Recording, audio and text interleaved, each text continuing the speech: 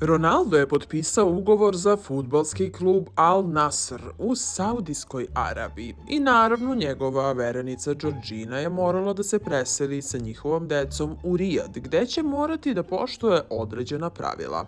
Georgina Rodriguez postala je mega popularna kada se smuvala sa Ronaldom. A budući da je Ronaldo promenio klub i da ga porodica prati gde god da ide, ova promena zahteva određenu disciplinu od svih ljudi oko njega, ali će Georgini definitivno najteže pasti ova pravila. S obzirom da je u pitanju Saudijska Arabija, prvo pravilo koje će morati da poštuje je pravilo oblačenja.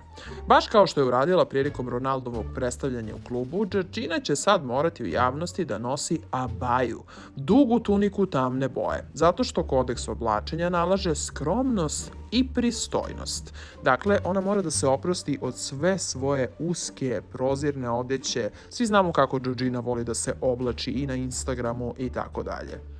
Hrana i piće takođe više neće biti isti. Kako su u muslimanskom svetu svinjski proizvodi i alkohol potpuno zabranjeni, tako ni Georgina više neće smeti to da konzumira.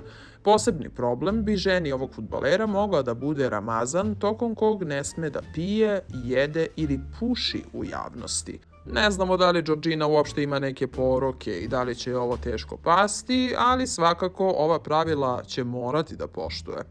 Pojedine turističke atrakcije su joj zabranjene. Pošto Georgina nije muslimanka, određene turističke atrakcije neće joj biti dostupne, kako navode strani mediji. To se posebno odnosi na svete gradove, Meku i Medinu, ali i na sva druga slična mesta. Strogi šerijatski zakon u Saudijskoj Arabiji zabranjuje da nevenčani parovi žive zajedno. Ipak, ovo se ne odnosi na Ronalda i Georginu. Kako njih dvoje nisu venčani, ne bi smeli uopšte da žive zajedno, ali to su im oprostili i vlast će na ovo pravilo zažmuriti.